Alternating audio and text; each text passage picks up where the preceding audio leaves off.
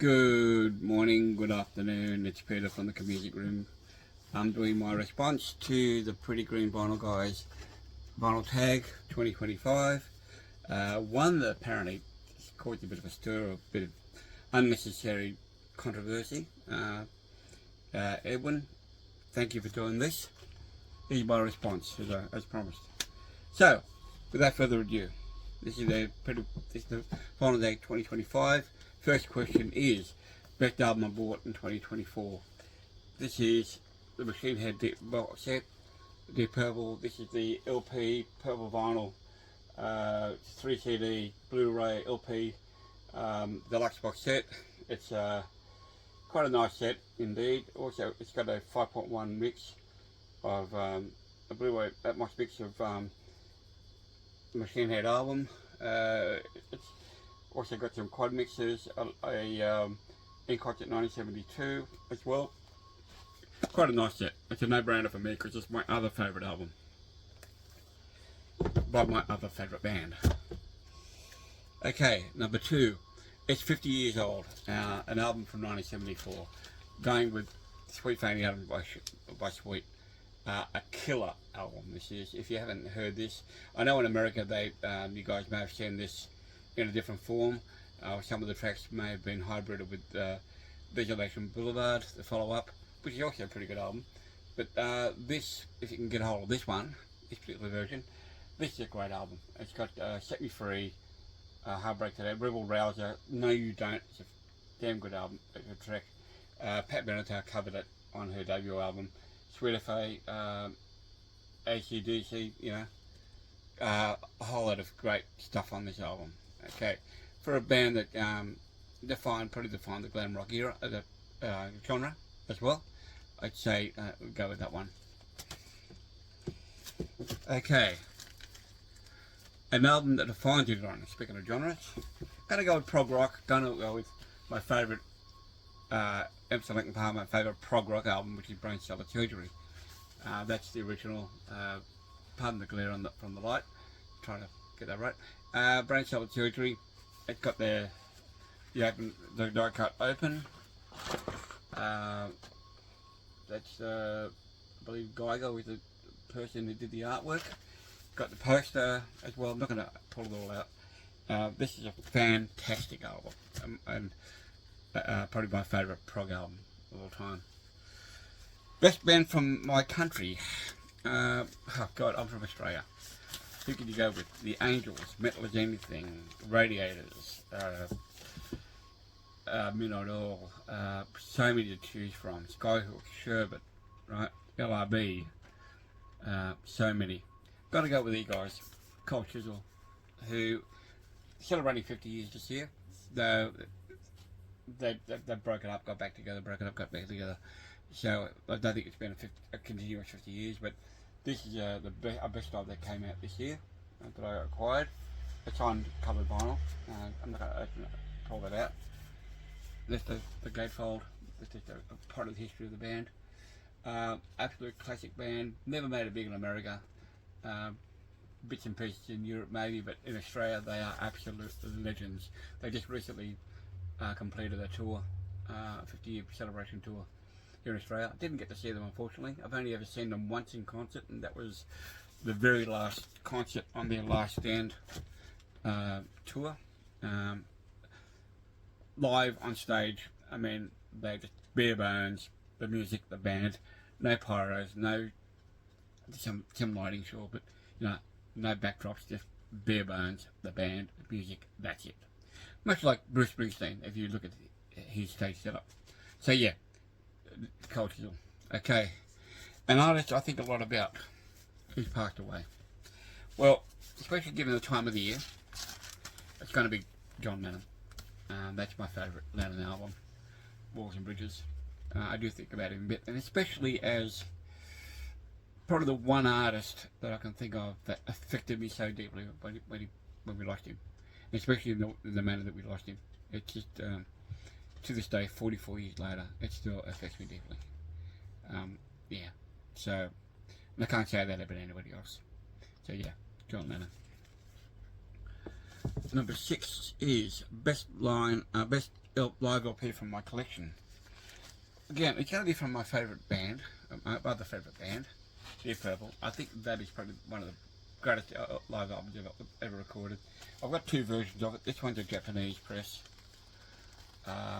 It's called Live in Japan. Okay, it's a Japanese Warner. Same track listing, different cover though. That's the album we got in Australia and everywhere else. For some reason, they've added the word live to the cover. It didn't have that on the other pressings around the world. Cover is fairly simple, right? On Purple Records. The Live in Japan is actually quite lavish by comparison. That's it there. But this is essentially the same album. Again, from Warner, Japanese press. So yeah, best live album in my collection. Okay, your partner dumped you. What are you going to listen to? I looked at a lot of these videos, these responses, and a lot of them tend to gravitate to depressing, sad albums. And if that ever happened to me, I don't want to think about it. I've got a current partner who I love dearly. I would rather go with something that's going to uplift me and not make me so morose. So of course, it's going to be my favourite album, Abbey Road. Might sound funny, but you know, I want something to pick me up. And if it wasn't that, it was going to be Machine Head, which I've shown before. Those two albums are my go-tos whenever I had a crap day, or if I'm feeling down. They're the albums I'm going to go to. Okay. Best drums on an album. Best sounding drums. I keep thinking of The Swing by INXS, the track The Swing. But these big drums that kick in the opening of the track. There's, you know, just this massive beat, and it's a very distinctive sound. So I'm going to actually the last track of side one. That's a great sounding track. That's actually a pretty damn good album too, The Swing. So yeah, it's got original sin, Send a Message, which sounds great. The Swing, Dancing on the Jetty, Burn for You's on here as well. That's my Australian press of The Swing. It's actually die cut as well, I believe. Yep, got a die cut there. So you pull the pictures out like so. So yeah, but yeah, The Swing for drums, that track. Okay, an artist, a favourite artist who's been in more than one band, more than two bands. Well, I'm gonna go with Glenn Hughes. All right, now that's the solo album he released after he left Deep Purple, after Deep Purple broke up. But he was in, before Deep Purple, he was in Trapeze. And I found that in a record fair this year. It's a great album. I think it's also the last album that he recorded with Trapeze before he joined Purple. Okay. I showed that in a recent record fair haul, so you would have seen that before. And then when he went to Purple, he of course recorded with them. I'm going to put that one away. Burn, which is also 50 years. We're only going to go with that album, but I thought we'd go with something different. Burn, Stormbringer, and Come Taste the Band. So Mark III and Mark IV. Okay, and that was also the last Purple album issued until 1984 with Tommy Bolin on guitar. So yeah, that's Glenn Hughes. Yeah, Glenn Hughes was also in Black Country Communion, which I've only got on CD, unfortunately. I don't have any on vinyl. And he was also in, I believe, Black Sabbath. I saw Phil Ashton talking about the Seven Star album earlier today, reviewing that. The one album he was on with Black Sabbath, which I believe. Okay, so the next one, Beatles or Stones, the next question. Well, here you're talking to, this is me. Of course it's going to be Beatles, and that's the Australian Beatles for Sale cover.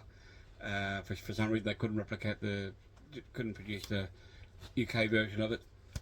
That's pictures taken at Sydney Stadium. Rear of it is actually like a mirror of the inside of the UK LP cover. Okay, it's that. Beatles Stone. I found find a bag of weed. What am I going to listen to? Interesting. I'm not really into weed, but gotta go with this. This is something I found, picked up a little while ago. A New Zealand duo called Into Orbit. How to describe them? Rock, sort of guitar and drums, very kind of proggy, kind of ethereal, very metally in a way. A bit hard to describe, but I'll tell you what, it would actually, it might actually suit a bag of weed, I suppose. There's that one, and there's also another one. This is Kinesis, and this one is also Caverns. Okay, which I listened to before. It's kind of atmospheric, you know. You could say, you know. I think if nothing else, maybe to hear them for the first time, you know, which I haven't gone around to playing the kind of albums you would listen to in a certain mood. But I'd say if you had weed, yeah, they probably would work. Okay.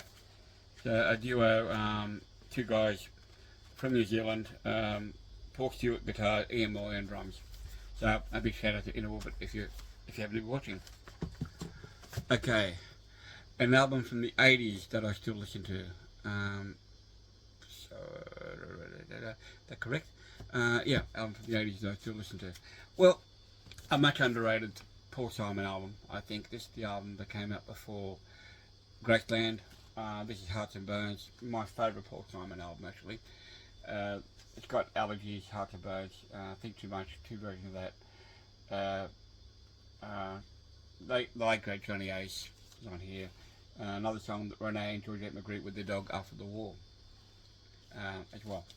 Why would you call your dog After the War? Anyway, bad joke. So that is a great album. I think much underrated. It should get more. Allergies, Al Di Meola on guitar, killer. It was a single out here, killer track. Okay, an artist whose political stance has soured you. Well, a lot of people have said this guy. I can only think of one guy, Ted Nugent. You know, right wing, gun nut, I suppose, from an Australian perspective. But it's still a killer album, and I'll still play this album all the same. I mean, it becomes problematic, but where are you going to draw the line? You know, with a whole lot of people. Okay, I mean, John Lennon's political stances back in the 70s were in some ways a little bit questionable and a little bit cringeworthy in a way, but you know, again, where do you draw the line? Okay, my favourite label is going to be the Parlophone label, which is the Australian Parlophone label there, and a label I remember seeing as a kid. I remember being disappointed when I started buying Beatle LPs and they weren't on that label, unfortunately. I'm going to also give a shout out to Mushroom Records. Now, that is a classic, iconic original design. The album I'm going to show here is Sid Rumpo's First Offence. They were an Aussie blues rock band. That's the album they appeared on at the label. The label did change design over the years to modernise it, but I think that is probably the best design that they ever had. Okay. A record store they purchased that you used to listen to. This is also shown elsewhere, and I've got to thank the Married to Vinyl couple that I saw yesterday for reminding me that that was also a Record Store Day release. Probably the only one I've got that I can think of, because I don't normally participate in Record Store Day, but I remember buying this from this discrepancy after Record Store Day. That is a great collection of the Nuggets album, plus an additional volume, plus an additional single LP of other tracks. These are all 60s garage, psychedelia, you know, pop rock. Yeah, and the Nuggets album was quite legendary in the States. Rhino did a series of it, and also, you know, on their label, expanded it, and also the box sets, which I've shown before, on CD as well. Okay. Your reincarnated, you're going to come back as Dead or Alive. Going to be, hang on, label, I've skipped a track, I think. Let me backtrack one. That's run on 3 great singles. And I'm going to go with Slade. 3 singles there. 2, 3. Mum, We're All Crazy Now. These are all original Australians. That was the 4th single they ever bought with my own money. That was the 6th single I bought my only. That's Goodbye to Jane. That was the follow-up. And Come On Feel the Noise. All by Slade or Australian Polydor. Mum are all crazy now. I remember my dad coming home. I was playing that on his record player, and he went off at me because it was so noisy and so yeah, it got very noisy at the end there. So probably to buy my own record player as a result, and the rest is history. So yeah, but yeah, they're from 72, 73, 72 and 73. They're tracks, okay, and I've still got them. So there, my original Slade 45s. And there was a run before that, there's an EP here that I've got, get down with it, 3 previous singles which had Look What You Done, 'Cause I Love You, and Take Me Back Home, which are also pretty good tracks, particularly Take Me Back Home, 'Cause I Love You. Okay, I'm not going to show that. Okay, so, next one. You get a chance to be reincarnated as someone living or dead. I'm going to go with Ian Pace, my drum hero, who is on that cover there, Deepest Purple. He's my drumming hero, me being a drummer myself, and also on here, phenomenal drummer. Even right now, he's playing, how he's playing these days, great drummer, and seemed to be a really nice guy from what I've seen too. Okay, 3 lines from a song. 3 lines from a song. I'm going to go with the song "Beautiful Boy" from Double Fantasy. It's a song that spoke to me when I became a dad in my own right. The lines are, life is what happens to you when you're busy making other plans. That is 3 lines there. That is on there. That's from Double Fantasy. It's true. Life, that's what happens when you have life happening to you. You know, when you're busy making other plans. It really does speak to me, and like I said, as a dad, it's the first time I can actually relate to the song in my own right. Okay, so an album I never grow tired of. There's one I forgot to pull out, but I'm going to go with Mark Gillespie, Only Human. Sorry, that's something I forgot to pull out. This is a great album. It's a singer-songwriter who since passed away, unfortunately. Much underrated album, I think. It doesn't get a lot of praise, but it's a fantastic album. I never ever get tired of listening to this album, even today. So there's that. Okay, last question is going to be a shout out to 3 favourite, to a favourite YouTube channel in the VC. Well, I've got a few. I'm going to go one. Thank to Edwin for doing this thing. Katie's Chords Records, who I've just discovered this year. Okay, Robert Fitton, who also proved he got a shout of that. Funny guy, very informative though. Watched his Doors video this morning.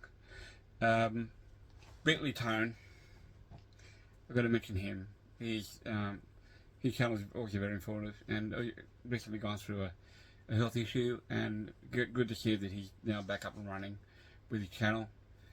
And there was, I can mention Melinda Murphy as well, and there was one other one that I wanted to mention, which was,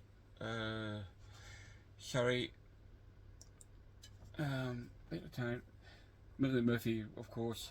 There's a few others that I can mention along the way, you know, that have caught my eye and been watching as well. Oh yeah, Phil Aston. Phil Aston's channel, which is also a vinyl review. His channel's great. Also a good, nice space to watch. Nice and informative, and also very friendly and very positive. Okay, so now if I've got that channel wrong, I'm sorry. But all the other channels that I've discovered along the way, like I discovered Married to Vinyl yesterday, another nice channel with a couple, including an Australian lady on there. So thank you all for what you do in the VC. Okay, we're all here to have fun and be informative, you know, and make friends along the way, hopefully. So I think I've met some good friends along the way, even though I haven't met you. Anyway, that's me. That's my lot. Okay, I'm going to run out of time. I've had to stop this thing 3 times because I've run out of space. I'll leave you guys to it. Farewell from Sydney, Oz, and take care. And best wishes for Christmas New Year if I don't see you before. Bye, guys.